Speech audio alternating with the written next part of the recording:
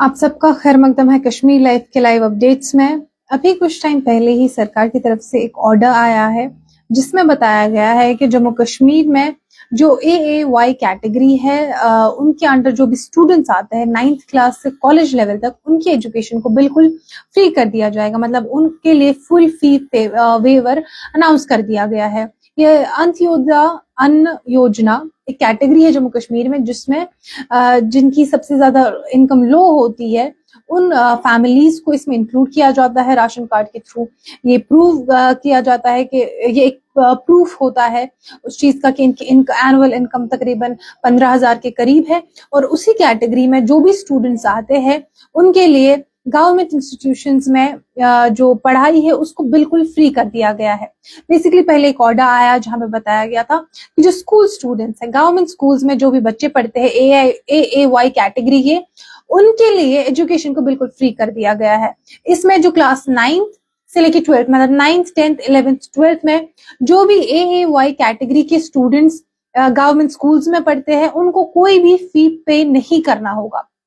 इसके बाद एक और ऑर्डर आया कॉलेज स्टूडेंट्स के लिए जिसमें बताया गया था कि जो AAY कैटेगरी के स्टूडेंट्स है जो कोई भी उनका किसी भी गवर्नमेंट कॉलेज में वो पढ़ रहे हो उनको कोई भी फी पे नहीं करना होगा। तो बेसिकली अब ये जो फ्री एजुकेशन है इसका इस साल का जो बजट एलोकेशन था उसमें बताया गया था कि इक्विटेबल एक्सेस टू एजुकेशन कर दिया जाएगा हर एक मतलब ताकि जो वो बच्चे जो नहीं एजुकेशन पूरी कर पाते हैं जहाँ फाइनेंशियल बर्डन की वजह से वो कोशिश कर दी जाएगी। तो उसी सिलसिले में AAY कैटेगरीज के लिए फिलहाल के लिए इस रिलीफ को अनाउंस कर दिया गया है कि 9th क्लास से कॉलेज लेवल तक उन्हें कोई भी फी किसी भी गवर्नमेंट इंस्टीट्यूशन में नहीं पे करना होगा। इसके लिए अब जो है जो कॉलेज से स्कूल हेड्स है उनको वेरीफाई करना होगा।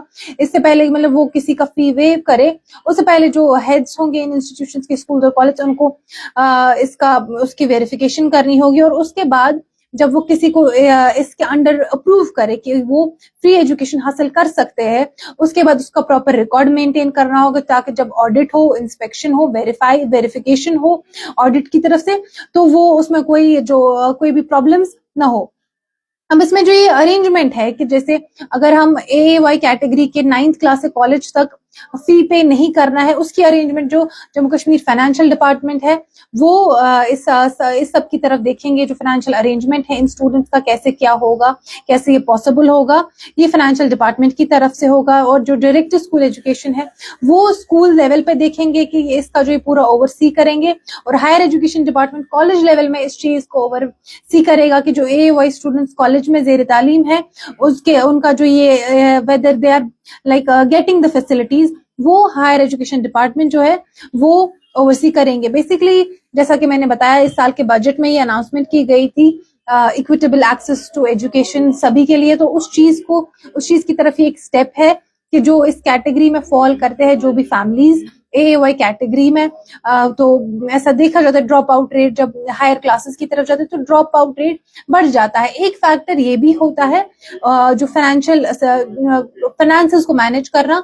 तो उसी सिलसिले में एक रिलीफ के तौर पर देख सकते हैं काफी लोग जो AAY कैटेगरी में बिलोंग करते हैं जो और उसके लिए जो 9th class 9th 10th 11th और 12th गवर्नमेंट स्कूल्स में होंगे तो उनका फी वेवर होगा।